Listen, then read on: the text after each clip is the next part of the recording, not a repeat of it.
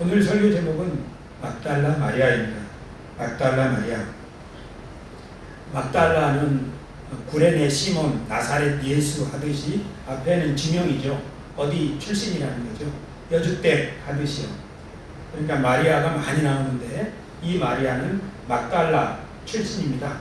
막달라는 호수, 갈릴리 호수 근방에 갈릴리 바다라고 하죠. 베드로와 같은 고향 그 다 근방입니다. 바닷가에 못 사는 마을이죠. 막달라 마리아를 성경에서 검색해 보면 7 귀신 들렸던 여자라고 소개합니다. 전에 예수님이 7 귀신을 쫓아내어 주신 막달라 마리아라고 소개합니다. 이 귀신이 들렸다. 지금부터 2000년 전에 어떤 사람을 보고 귀신이 들렸다라고 말하는 것은 미쳤다는 뜻이죠. 요새는 미쳤다고 안 하고 뭐라고 하죠? 정신분열증, 조현병 그렇게 얘기하죠. 그 바닷가에 있는 그 마리아가 아마 가난했겠죠. 자신이 감당할 수 없던 어떤 충격을 받았겠죠. 그래서 흔히 말하는 정신줄을 놓았겠죠. 그런데 7 귀신이 들렸다고 말하는 것을 보면 이 보통 수준이 아니었겠죠.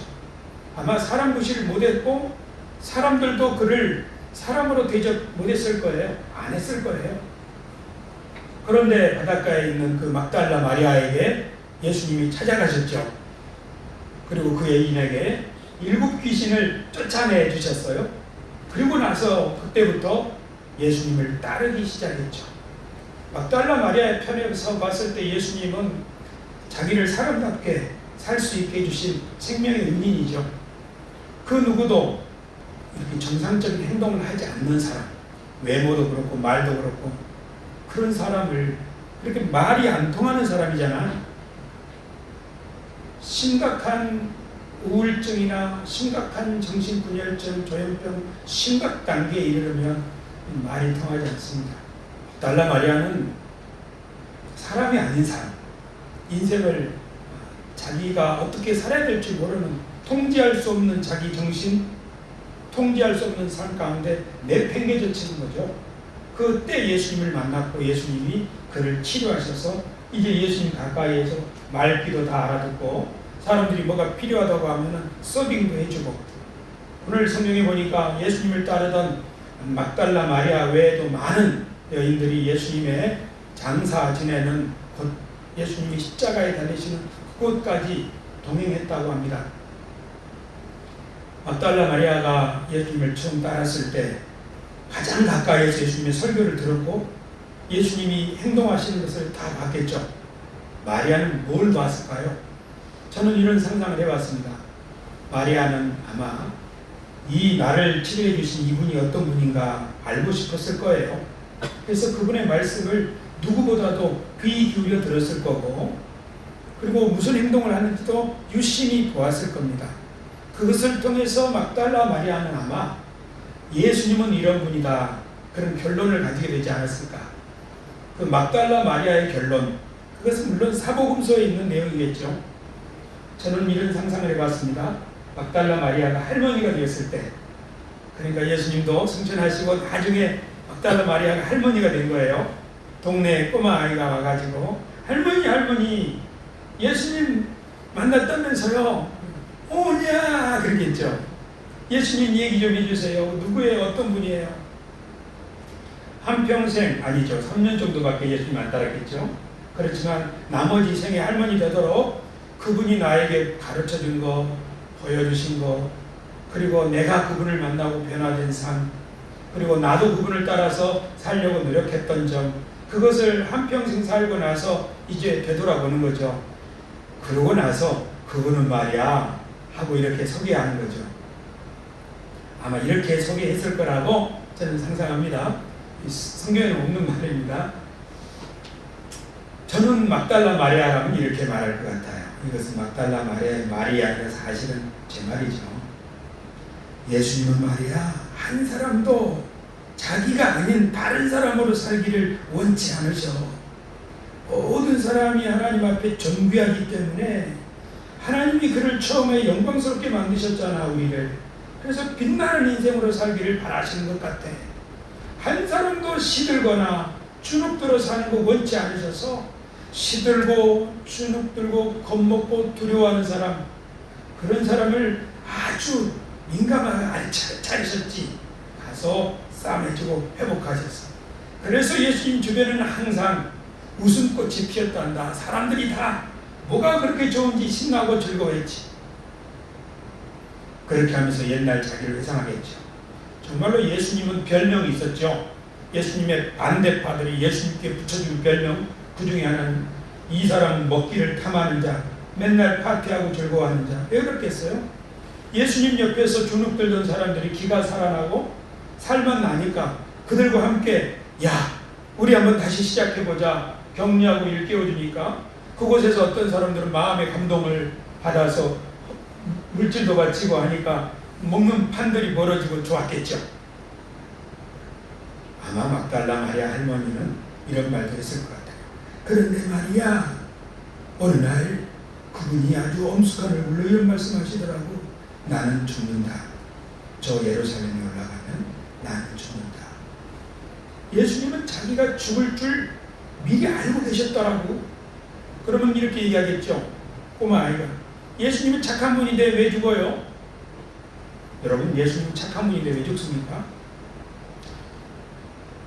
예수님이 마지막 그 인생의 마지막 순간에 결심한 한 가지가 있었죠. 그것은 하나님의 뜻이 이 세상에 이루어지려면 이 세상의 지도자들이 바르게 서야 한다는 것을 누구보다도 아셨어요.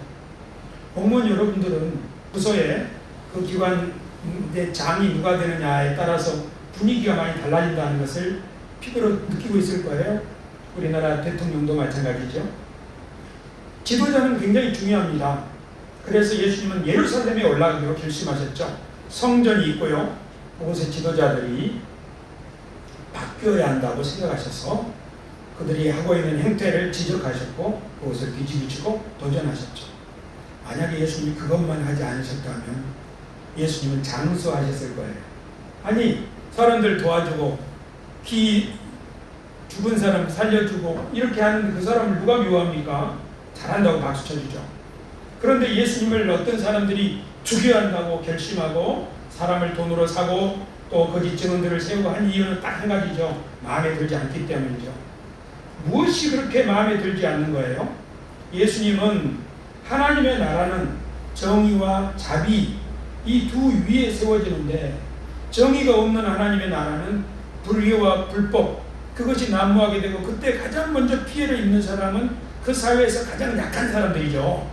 그러니까 예수님이 가장 약한 사람들에게 자비를 행하시는 것 그것이 예수님이 하신 삶이지만 그러나 그보다 더 근본적으로 중요한 일은 그 사회가 정의롭고 공정하며 진실 위에 세워지는 것 그것이야말로 가장 약한 사람들을 지키는 안전망이 되는 것 아니겠습니까?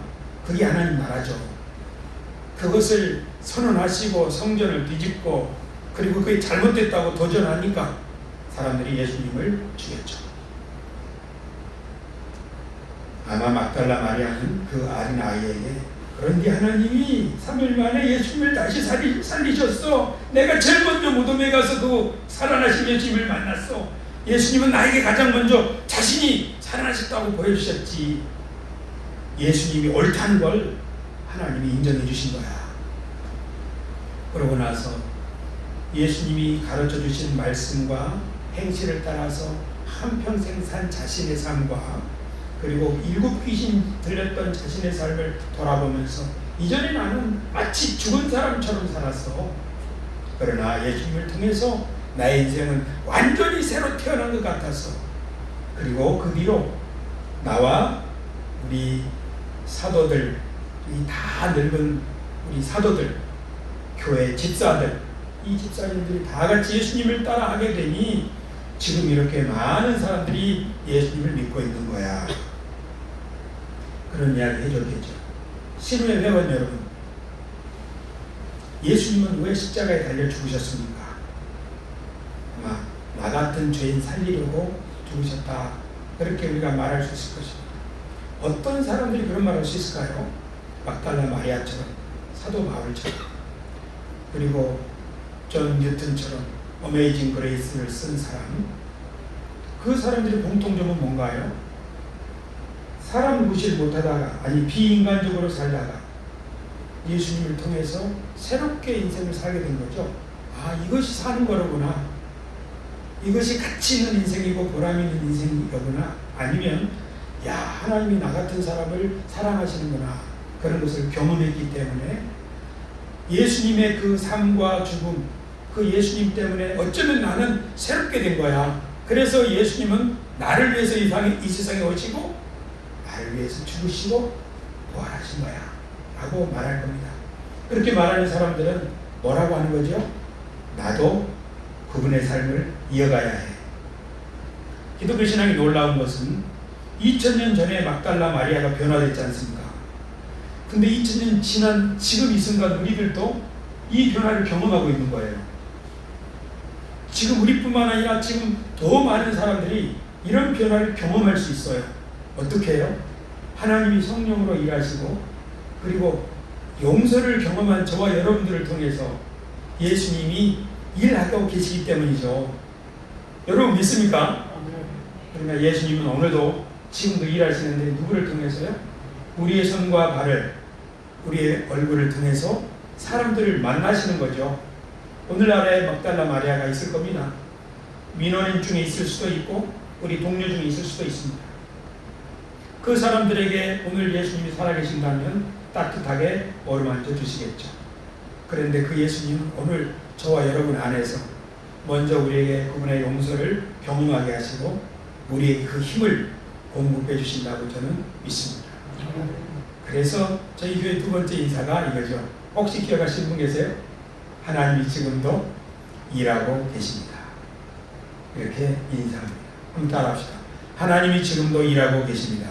하나님이 지금도 일하고 계십니다. 한 번만 더 시작. 하나님이 지금도 일하고 계십니다. 성령을 통하여 그리고 우리를 통하여 기도하겠습니다. 하나님 아버지, 예수님의 죽음과 삶과 죽음을 목격한 사람들뿐만 아니라 예수님이 승천하시고 2000년이 지난 지금도 저희들에게 예수님을 통하여 삶의 변화를 경험하게 하시고 예수님의 삶이 우리 삶 속에 재현될 수 있도록 성령을 끊임없이 부어주셔서 감사를 드립니다. 주님, 우리의 매일 그리고 우리의 남은 생애가 예수님께 받은 은혜와 용서를 기억하는 삶, 예수님의 가르침과 모범을 재현하는 삶 될 수 있도록 이끌어 주옵소서. 예수님의 이름으로 기도드립니다.